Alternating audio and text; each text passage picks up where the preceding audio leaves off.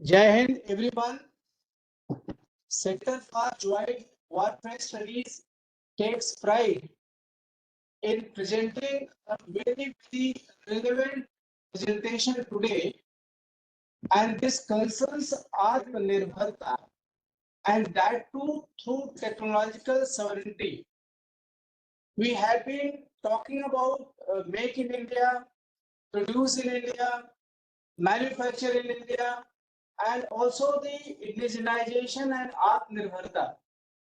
The core issue is that in today's time, when technology is changing anything and everything, the way we talk, the way we see things, the way we fight, the way we produce equipment, the way we maintain, and therefore, unless we as a nation have technological sovereignty, our Atmanirbharta will be something only a dream.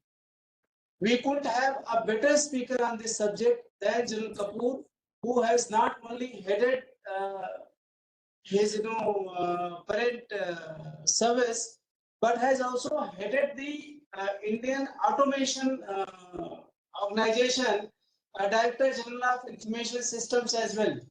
His credentials are far and too wide, and to ensure that our audience gets a feel of that, we have shared yesterday that comprehensive biodata to all of you. I'm sure you would have got some time to have a look at it. I'm sure you will be able to see his credentials manifesting in his talk today, and there will be a lot of take-home points, because unless we indigenize technology and modernize technology, we cannot do justice with our self-reliance in war fighting, especially in the current geopolitics domain. And therefore, I request now General Anil Kapoor to please go ahead with his presentation, which will comprise of 45 minutes of deliberation, followed by questions and answers for 15 minutes. If there is some voice issue, please put your query in the chat box so that it helps the speaker to respond it appropriately. Over to General Kapoor, sir. Thank you so much, General Ashok. At the outset, I'd like to thank the Director CENJOWS and his team for bringing in new energy and a new security in CENJOWS. And I think it's a pleasure for me to present today Atmanirbharta technology sovereignty. Today we are representing India. Atmanirbharta, Make in India, Startup India, Skill India, Gati Shakti, I can go on. We are actually into multi-prongs and a dynamization acknowledged globally. Over the last decade, the kind of changes we have had in our internal dynamics and external massage forces me to say that we never had it so good. And I think technology sovereignty is a preserve of aspiring nations. And while I mentioned sovereignty, I think sovereignty is a choice.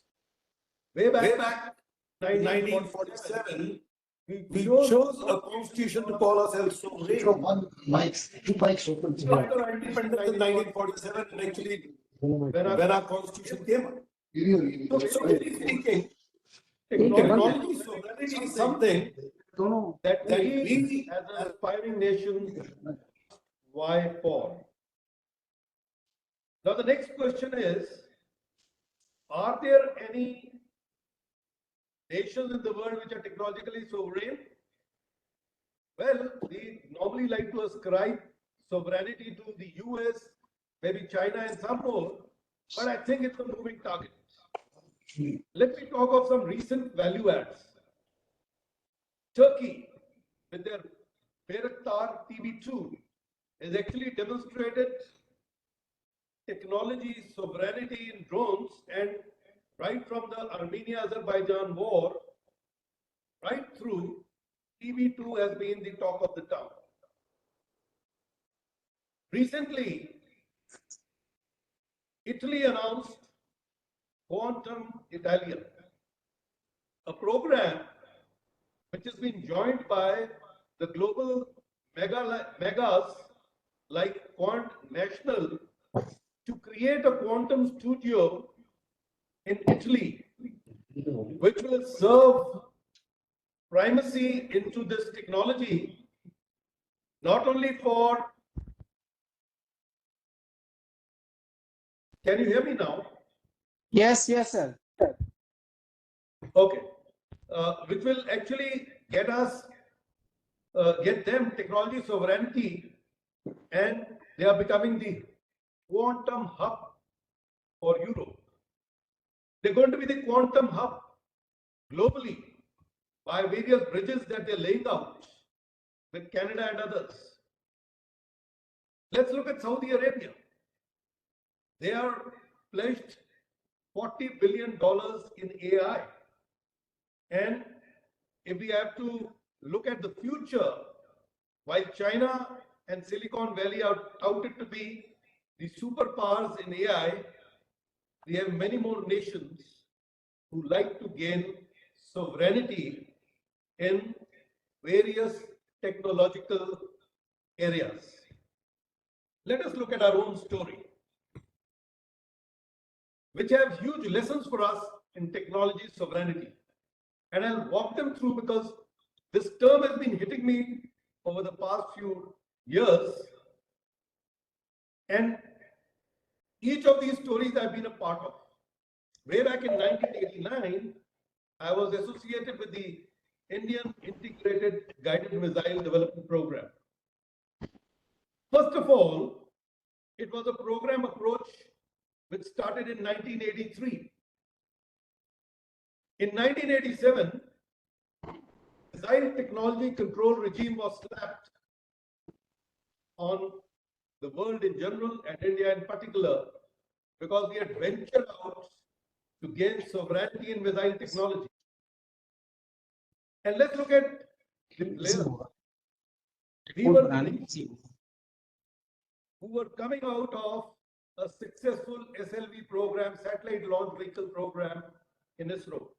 And no better than Dr. APJ Abdul Kalam was handpicked from his directorship of SLV to the program lead for IGMDP.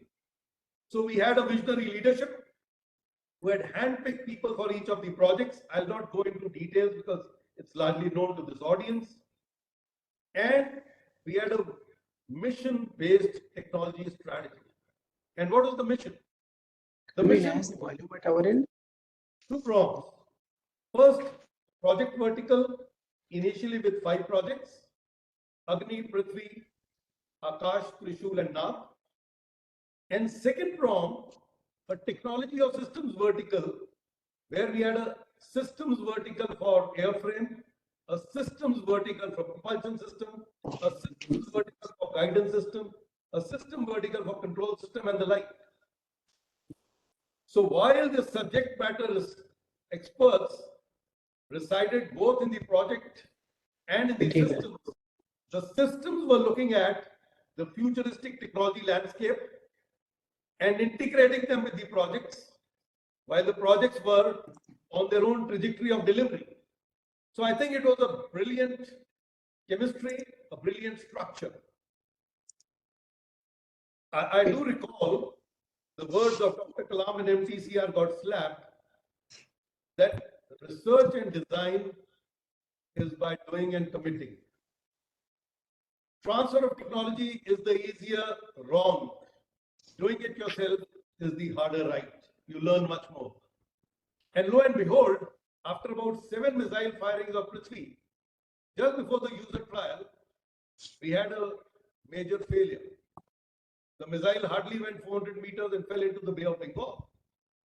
And that's the time Dr. Kalam again rose to the occasion to motivate his team and said, this was the first time missile Prithvi has succeeded. And he heralded a success signal, primarily because he said there is never development without failure. He said the first 7 missions kept me perplexed. Are we doing it so right? But now that it has failed, I think it's time to do an in-depth analysis, and it was done. Large number of post-flight analysis teams were put together, and I think today what we have is a robust missile system.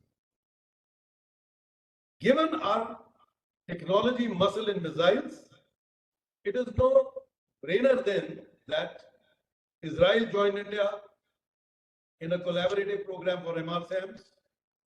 Russia joined India for BrahMos. And it's a give-take relationship, not a take-take relationship. A position coming out of strength. Have we developed technology sovereignty in missile or guided missiles? That's a good question. It's a good debate. But I think we are somewhere there. And since technology is a moving target, I think sovereignty will remain a preserve as we keep marching ahead. Story 2. In Northern Command, we have something called NORDTEC, which is globally known today. And way back in 2014, we had an equipment called Sniper Detection System, which was being put on display by an Israeli-based company. And then we had some drones which had also come from some export agencies, and I'm talking about 2014. Present at the same NORDTEC was LASTEC, Laser Technology Lab. We had IITs, IIT Delhi, IIT Kanpur, IIT Bombay participating. We had some of these mega industries who had put in their stalls, and what we did in the evening was picked up this sniper detection system because we evinced a lot of interest and brought together the various stakeholders to see can we produce it in India. And lo and behold, we gave this task to Director LASTEC. We made a task team with IITs, with some MSMEs and some OEMs, and in a span of 2 years, what you see in the diagram is an Indian version of laser-based optical target locator. We call it optical target locator because it can locate every optical, whether it is a binocular or any other device. So any optical device can be detected, and Sniper is just one of them. So we went beyond that. The drones that had come, IIT Kanpur came forward and got in a mini helicopter, mini Chinook, which we call Chinook today, we all know it, it is a twin rotor, and an ornithopter. And while they were all very successful when it was Udhampur, they failed within the first 15 minutes in high altitude area. But the kind of data that got picked up in this trial has today resulted in a company called Endure Air, which has come out of IIT Kanpur, and they do state-of-the-art mini helicopters, state-of-the-art mini Chinooks, and nano drones for navigation. So they're covering the spectrum. All that got started through a need to be sovereign in this space. And I'm naming one, there are many more. So really speaking, when we have to look at technology sovereignty, we have to look at a technology forecast and a technology development plan. We have to look at an idea, a team, and a trajectory. And today we have the Army Design Bureau, we have the Naval Design and Innovation Organization, and many more such very meaningful value adds that have come up in our ecosystem structurally. I think they need to take wind from these stories to create the next niche. And while we were doing this sniper detection system, a very interesting fallout was laser fence and laser communication, something that added value in the smart fence that we put together on our line of control. So really speaking, it is the user, academia, industry interface which can actually help create technology sovereignty. Story 3, and this I have picked up only to bring home the lesson of a digital India. We are a digital India today. And as the technology moves from 1G to 5G, and we are talking of 6G today, what is the need to talk of 6G is what I want to bring up. 6G is all about machine-to-machine talk. Now, let us look at this tank. It has always been of concern to all of us as to, is it reliable? Will the engine give us 650 hours and beyond of operations? Will it give us the kind of operational pulse or combat pulse we are looking at in operations beyond the IB into the enemy territory? And these questions actually become very relevant at all levels of discussion in SAN models and actual op discussions. And the reason is that most of our policies are driven by periodic preventive maintenance and nothing based on technology. So we institutionalize a torsion vibration sensor, and I'm just showing a schematic which is jettisoned with the flywheel. Now just savor the data to get hold of the problem at hand. Now this sensor gives at least 6 pieces of meaningful data which can tell you the health of the powertrain. And actually there are many more you can read, but I'm just picking up top 6. So really speaking, if there are 100 teeth on the flywheel, one revolution of the wheel gives you 600 data points. And if the flywheel revolves or rotates, sorry, at 1000 RPM, you have 6 lakh pieces of data every minute. And you got 4 crore pieces of data every hour. And that is the problem that we have on hand with so much of data in a machine-to-machine talk. How do you get to intelligence? And that's where the power of 5G, 6G comes in. How do you communicate so much of data? And then the power of artificial intelligence. You have to create a platform which ingests this data. You have to have a cloud where this data resides. You have to have a platform where this data is analyzed.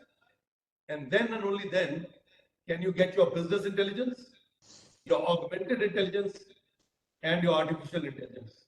So really speaking, the future is about semiconductor and software-defined systems. That is where the story of predictive and prescriptive life cycle sustenance comes in. And I call this infrastructure and artificial intelligence as a service. So really speaking, since the center of gravity of most defense equipment, and ours is no different, lies in legacy, there is a need to fix legacy through innovation, through technology infusion, and creating a future-ready legacy force. The next story is on battlefield management system. This system was, in fact, a very, very well thought through, elaborate system. But the problem was that most of the components, whether it was human-machine interface, human-computer interface, or machine-machine interface, was X-import. So a program which was planned at X crores actually worked out to almost a 100X program, which made it financially unviable. Now, while we put the program onto the back burner, we actually set out to see what can be done. And that was the time when, with the Navik Chips Space Application Center and Research and Design Standards Organization of the Railways were doing a program to map and create a siren system in all the unmanned and manned crossings of railways, because when you look at a high-speed railway system, you need to have fail-safe systems working on all manned and unmanned crossings. And while this got publicized in the newspaper, we engaged with RDSO and Space Application Center to configure our own battlefield management system. Something that was X crores, actually as a trial, we did it in just 1 lakh for a combat team. So really speaking, when you look at technology sovereignty, I think there are huge possibilities of indigenization. More importantly, it is something that is inter-organizational, something that was railways and space application center need not really be preserve of railways alone. It has huge fallouts when you look at all other wings of the government or organizations who could use it through customization. And therefore, I would say that when we look at technology sovereignty, we need to create a national R&D structure.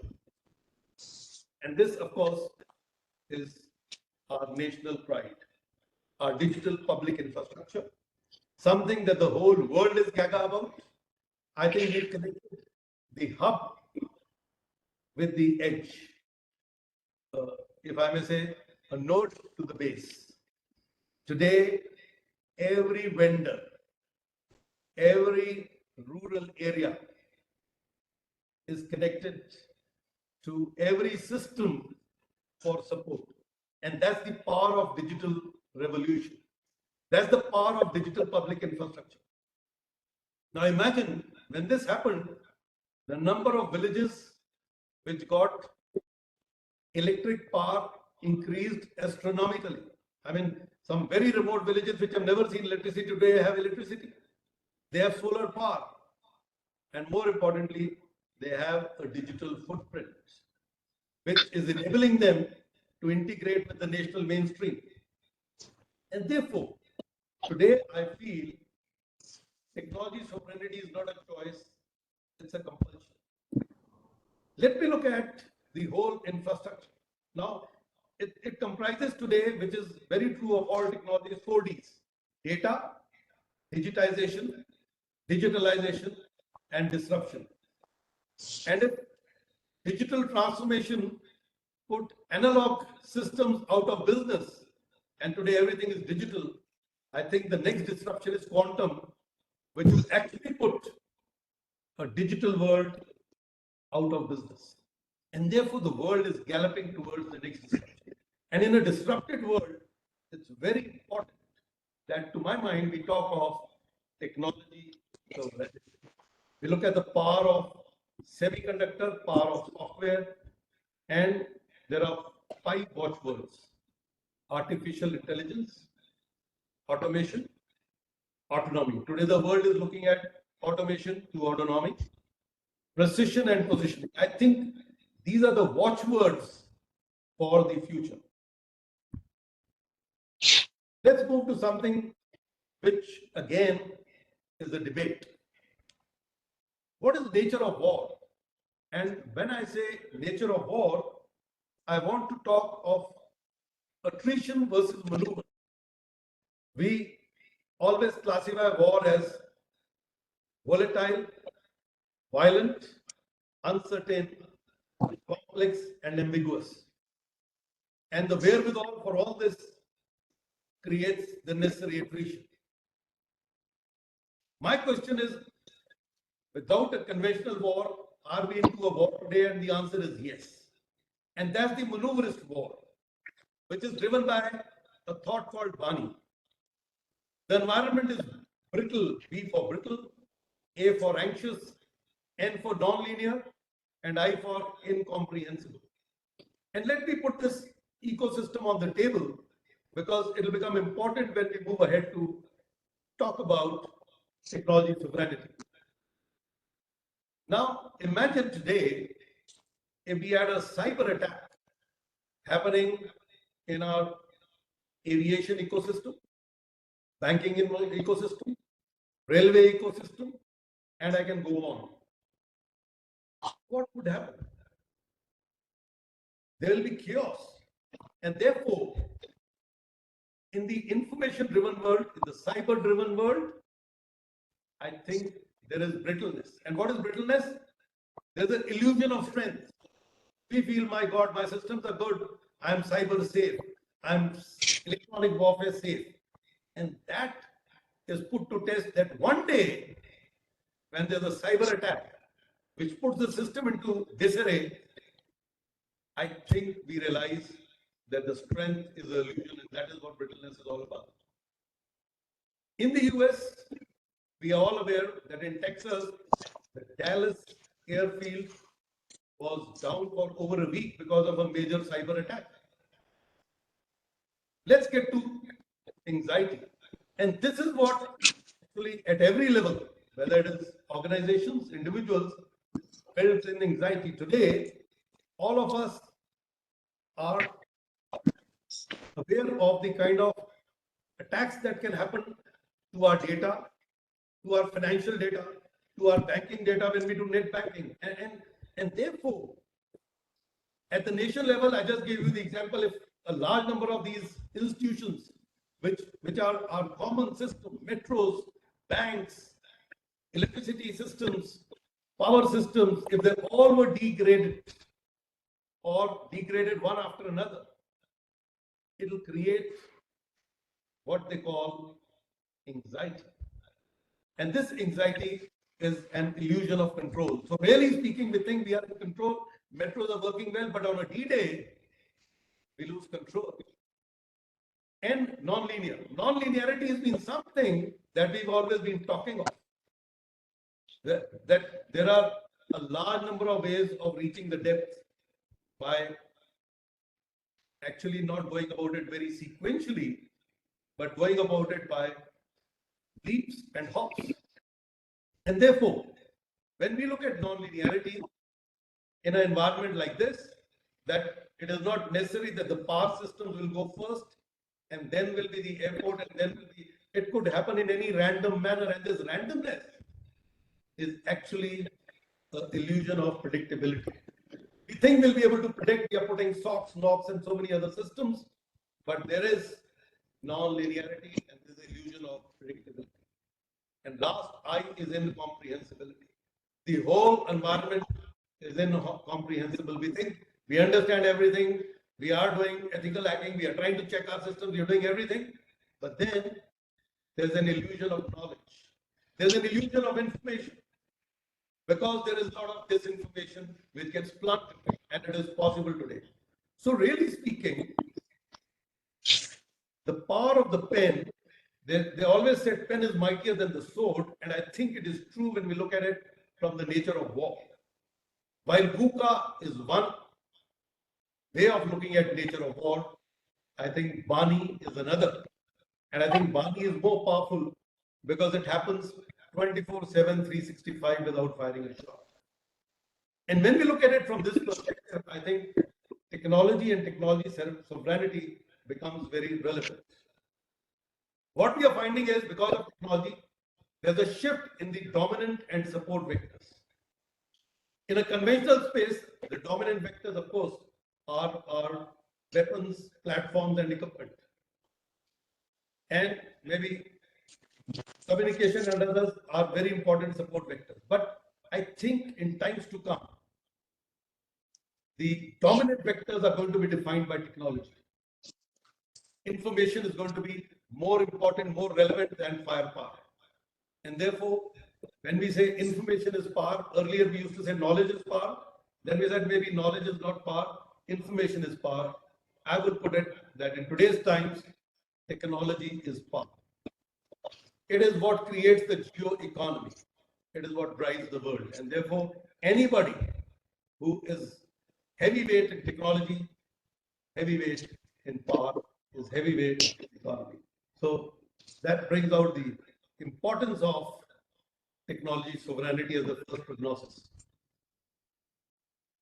I've put together a schematic. In the middle is a circle and a heartland, and I call it, for defense, it is something called gray zone warfare, invisible warfare, subconventional warfare, conventional warfare. We talk of line of control, IB, counter-terrorism, Indo-Pacific, maybe IOR, LAC. So this is the zone of impact. If I were to change this zone with an information zone of social media, it will become very relevant in the CV street. And when we look at from a future paradigm, like I said, it is two A's and two P's. Automation, autonomy, and AI is inherent here, and precision and positioning. And therefore, the whole setup actually resides on four key pillars. The first pillar, I'll start from top right, is connectivity. So we talked of information communication technology. Now it is information communication quantum technology. That's what is going to give us real-time situational awareness and a common operating picture. And for all of us who used to talk of C3, C4, ISR, I think the time has come to talk of C7, I2, S2R. One, control, communication, computers, cyber, cognition, combat. These are the 7 C's. Information and intelligence, interlinked, intertwined, because there's a lot of disinformation which needs to be filtered.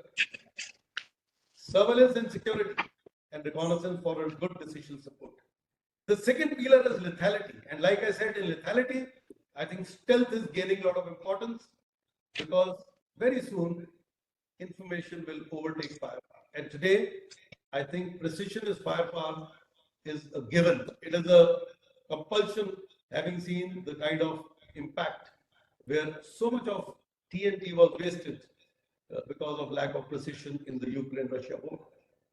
The third pillar is automation and autonomy, and the world is quite automated and actually getting into autonomy. So we are a semi-autonomous world today, trying to be an autonomous world. Recently, I had a colleague who was in California, in San Francisco, and he sent me a photograph of taking a cab which was driverless. So autonomy has got into the system, and I think if we look at the next 10 years and the time when we are looking at Bharat 2047, I think autonomy will be calling the shots.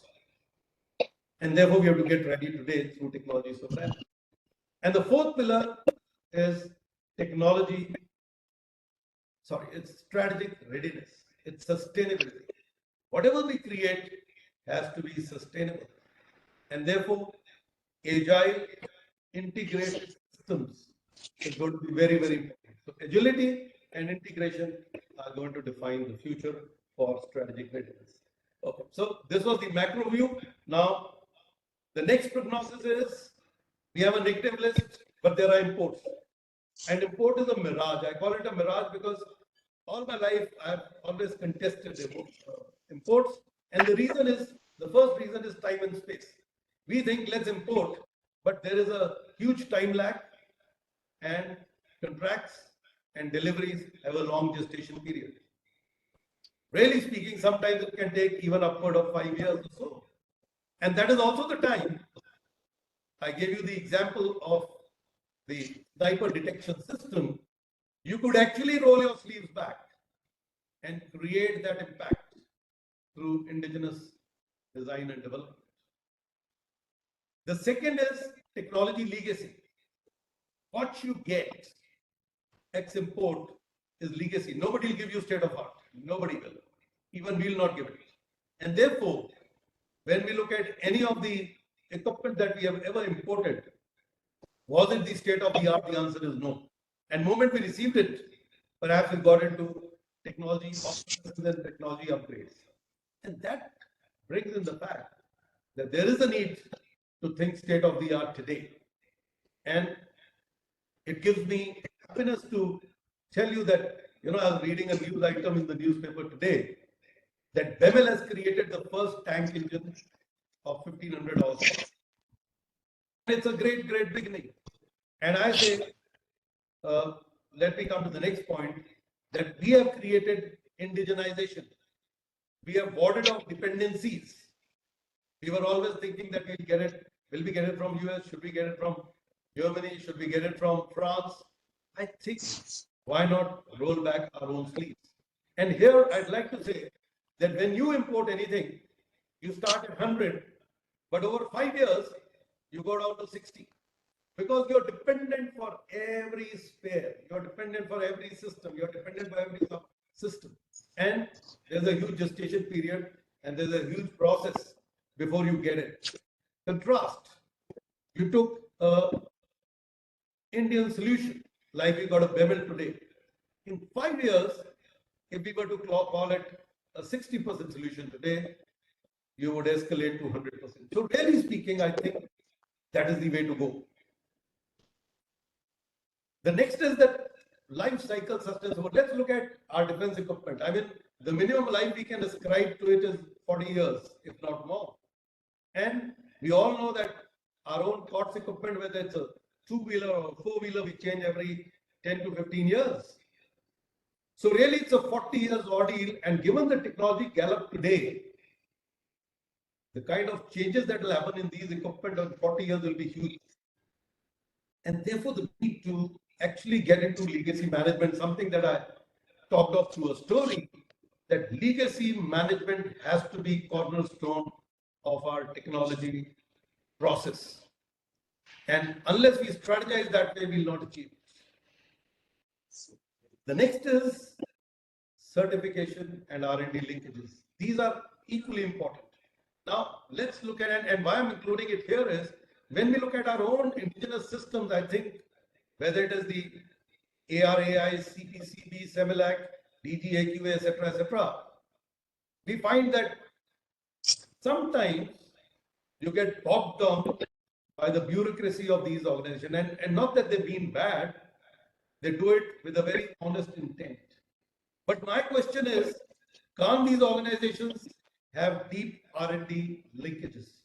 That if you found something wanting, say, in terms of a CPCB norm, you actually help the institution, whether it is OEM, it's the MSME, or it is anybody else, you put them together, okay, these are your 10 problems we've identified, these are the agencies who can help you. And I think when we move forward for technology sovereignty, these organizations must be given new wings. They have to get out of the auditor syndrome. They have to get into the enabler syndrome. And that is how I look at the future. And that is how we can get out of this mirage of import by doing it ourselves. Let's look at how do we achieve a technology sovereignty. And some thoughts here, I looked at something called Technology Strategy Readiness Index, TSRI. I think when we make a technology strategy, when we make a program, we need to have a readiness index. In fact, when we were in IGMDP, we used to do some kind of a readiness check, pre-launch, post-launch data. But I think at a program level, given the technology available today, given the data availability today, given the platform availability today, given the algorithms, generative AI and others available today, I think we can put together a very robust readiness index. And that can bring in a paradigm shift, research, design and development, which is so important when we look at technology sovereignty. Now, I picked up top 5 pillars here. Let me look at applied research and design. I had the opportunity to go down to Massachusetts Institute of Technology to visit something called the Engine there. Now, the Engine is a hub where you got a large number of mega venture capitalists, top of the line subject matter experts in all technologies, and the startup ecosystem like we have the T hubs, all on one platform. And what they do is they convert all their IPs into applied research through design and development. I think that's the way to go. And today, our IITs, our NITs, our premier educational institutions, BITS and others would need to follow this model. The second is skill development. We have a skill India, but I think we need to create a focused skill India. We need to integrate it with our technology strategy, and we have to look at quality over quantity. Recently, I read a paper in 2015, when the US started looking at engagement with TSMC, the Taiwan Semiconductor Manufacturing Company Limited, they actually looked at Arizona as the best place. And they thought by 2023 or 2024, they'll be able to produce semiconductors. The whole program has undergone a major shift, at least by 1 year, and they're now talking about 2025 or 2026, because of lack of skills in semiconductor development. And therefore, I think when you don't link up the two, there are problems. And now they're looking at Taiwanese coming down to the US, and there are a lot of the issues, but that is not important. What is important is to look at relationship of skill development with technology strategy. And the next pillar is resources. I think we need to be very cognizant of HR, which we are looking at, skills, materials, and funds. We are now planning on a semiconductor mission, and we are all very gaga about it, but have we seen the semiconductor raw material needs? The kind of raw copper processing that is required, the kind of processing that you need for all possible raw material that you have, and the requirement of water and other things. So I think there's a need to do a resources audit through technology strategy to be there. And I'm just giving a couple of examples only to drive home a point, which I'll consolidate now towards the end. Then we have a startup ecosystem. We have almost 1.25 lakhs. We've had a Mahakumbh last 2 days in Delhi, and I happened to get the opportunity of visiting that, and very happy to see large number of startups with a lot of enthusiasm. But I think we have to look at a life cycle mechanism, which unfortunately startups do not have the vision nor the financial muscle for it. I think that is where we need to look at what I call DARPA. Startup as development agencies or integrated with the development agency for prototyping, using them for R, which is research, because today you do something, the technology will become obsolete and you have to look at the next one, and a production agency. So I think the startup ecosystem needs a DARPA, development agency, research support, and production agency. And I think if we did that, that is going to help us in getting our technology strategy right. The next is look at the as is to be state. Where are the gaps? Who's looking at these gaps? We have launched so many programs, but have we looked at the gaps? Is there an agency which looks at the gaps? And I think that is where we will need to look at what is there within, and some international collaborations which act as bridges and catalysts to give momentum to it. Even US today is dependent for raw materials, and we all know where it is residing. Russia is also going down to Africa, so is China, to look at raw materials. So really speaking, it's a consortium. But it all starts with a gap analysis. And therefore, when we look at technology sovereignty, I think these 5 pillars become very relevant to think and talk about. Now, let me quickly roll through technology sovereignty, deliverables to delivery. How do we look at it?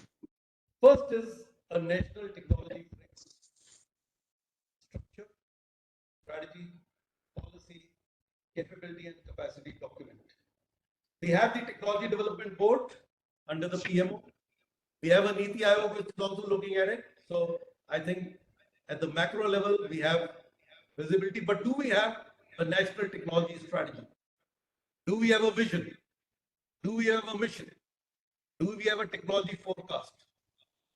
Do we have a technology development methodology? And when we say technology development, let's look at innovation into it. Let's look at technology obsolescence into it. Let's look at technology upgrade and technology infusion, the whole trajectory. And have we looked at a technology strategy readiness index? The answer is no. I think this is a prerequisite. Fortunately, we have missions. We have mission semiconductor, we have mission quantum, we have now mission AI, and I take it big data is inherent in AI because there is no AI without a big data analytics. But here, I would like to put a caution. When we look at it from a sovereignty perspective, it's a marathon, it's not a sprint. And therefore, we have to look at a long-term view. And I draw what I talked of IGMDP. We need to have a technology vertical and a project vertical. Just to pick up some big tickets, let's look at quantum radars, quantum computers, quantum communication, quantum cybertronics, that means cyber and electronics warfare. And that is because here we are looking at deliverables. And in this mission, we could have a technology systems vertical where we have quantum materials, somebody looking at just the quantum materials, quantum computing, quantum info processing, and quantum sciences. And here I'd like to mention, while digital is all about mathematics, zeros and ones, quantum is about quantum photons, quantum electrons. We are into physics. So from algorithmic mathematics, we are getting into quantum, which is photonic in nature, and therefore it's a major departure. And when we look at it this way, the speed of computing, everything is going to go more than 1000x with time. And therefore, I think it's a new animal. And like analog to digital was a huge transformation, which has happened over maybe 30, 40 years. I think by the time we have 2047, we need to get ourselves organized in the program mode. And I talked of Quantum Italia. They've come up in Rome with a Quantum Italia studio, where the who's who and subject matter experts globally are going to come and create quantum technologies there. So really speaking, to look at a new way of doing things, when if we have to look at technology sovereignty deliveries. Next is, when we looked at this, we launched mission Semiconductor and mission Quantum, and when I give it a deep dive, I ask myself, and I compare it with the IGMDP, who's the Kalam here? Where are the projects? Who are the project directors? Who are the technology directors? Where are the raw materials? So there are many questions: why, what, when, how. What we have, fortunately, is a government-driven, government-funded framework. We have a lot of public-private partnerships jumping into it. We're looking at Indo-US, Indo-French, and so many collaborations that are happening. We have academia, startups, COEs, all a buzz about quantum, semiconductor, and whatnot. But I think what is missing is a hub and a relevancy. I think we need to fix these missing links to get the value out of our strategy, value out of our positioning, and create a value chain with a very clearly defined roadmap. Unless we did it, and I'll draw your attention to the 5 pillars we talked of, I think we may be missing the bus. Next is the National Technology Act. Let me say that when we had the debt trap way back in 1990s, we had the RERA coming up after we had a lot of scams in the real estate business. We realized the need for a legislation, the need for a regulation, and need for a smart governance. I think as we are proliferating technology, we need a National Technology Act. We need to control the amount of human and financial capital that is getting into this in a manner that we vector energies, and vector is direction first, then speed. First speed, then direction will not help. And therefore, here I'd look at a program like IGMDP was a missile technology and one program. Even in the US, they've come up with the Chips and Science Act 2022. And despite that, we find the problems happening in Arizona because the ecosystem starts with the act but don't finish with it. In UP recently, we saw one district, one product was a very good idea. I think we need to take cues and get into one technology, one program. We need to revamp our innovation framework. Today we have too many T-Hubs, IDEX, PIH, COE, Atal Innovation Mission, Defense Industry, Academia, or DIA of the DRDO. I think we need to fix all this. One technology, one platform. That regulation is important.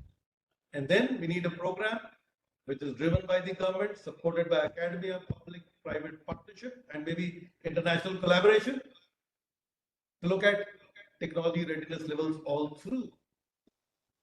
And like I said, all IPRs must be applied research or must lead to applied research and design. That's important.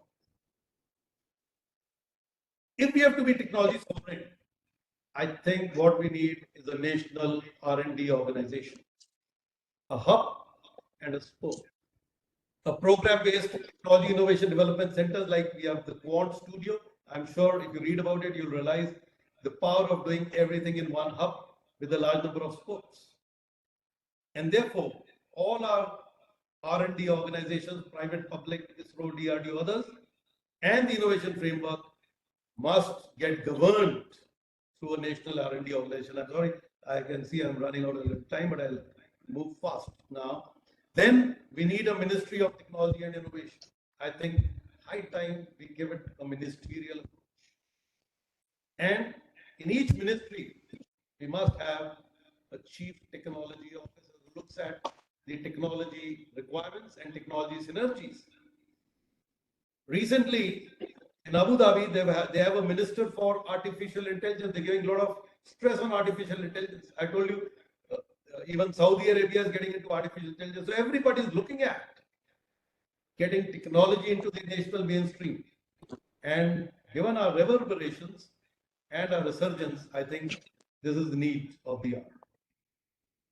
What if we had 11th May as a National Technology Day for broadcast? Fortunately, we have 11th May as our National Technology Day. But let's look at it from a budget perspective. On 28th of February or thereabouts, we all get glued to the newspaper to read as to what the budget is going to be like. And we get to know what was the last year and what is the next year going to be. I think we need to create 11th May as the National Technology Day broadcast day, when we have our technology planning, our technology strategy, our technology future, our technology past, everything told to the nation. And if we did it under the Ministry of Technology and Innovation, I think it will have great ownership and more importantly, a greater trajectory in times to come. We had a National Research Foundation bill, we are aware, 2023. It started with 50 lakh, now it is 1 lakh crores. I think that's a positive step. A lot of funds are coming up under this. Recently, I came across a fund called Kavach, which is totally technology, defense technology oriented. Then we have Invest India, which is looking at FIIs and FDIs and others, all trying to bring in technology induction and infusion. And I think it can form part of our technology strategy document. Harnessing youth bunch and international collaboration are very important. I think our higher education system needs a thorough revamp. We need to get into applied research, and I always say that when I was a student, I would value IITs for their BTech. Today, as a veteran, I do the same. I think there's a need to change this visage to applied research, and since I'm a board member there, I know IIT is doing a hell of a lot to get into applied research. But I think there's a need to revamp the way engineering education is there in the country, and maybe if there's time in Q&A, we'll talk about it. And I would like to mention something that China does. They do something called brain circulation. They pick up, handpick children who go to the US, do the due diligence, find those from globally who are doing very well in the US, and while they come back after 10 years, for every person who's a subject matter expert in US who's brought into China, they get credits for it. And they call it the brain circulation program. I think we need to bring in that. And in the US today, every district has a library. We also have one. But in their library, they've got 3D printers, AI labs, AR/VR labs, laser cutting labs, laser technology labs, which children from school during their vacations participate in right through till veterans. Even when I went to US, I participated in the 3D workshop in Cambridge Library. And you get professors coming from top of the notch institutions. So I think we need to bring that visage into our national ecosystem. International collaboration, we are into it, but I think we need to focus on research, applied research, student transfer, exchange programs, and faculty exchange program. That should be the nerve center of our ISET and other affiliations. The word about life cycle sustenance, like I said, legacy will be very important to manage. And I think we need to look at it as a part of technology sovereignty. And just a word about the future technology stack. I've been getting calls. I think I need to close it now. Maybe we'll take up some of these during questions.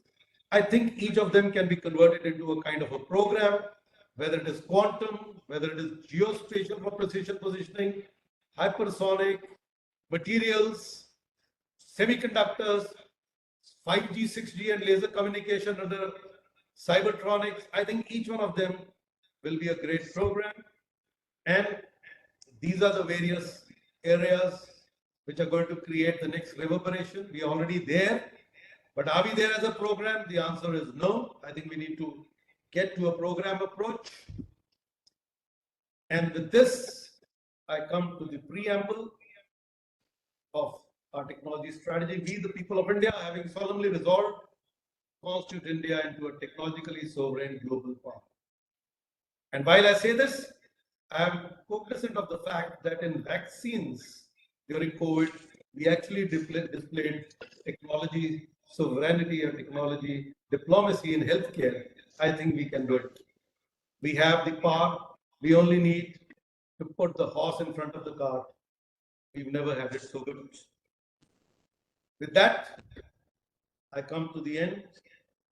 I'm sorry it was a rush through towards the end, but should there be any questions, I'd love to get educated with your comments and questions. Thank you.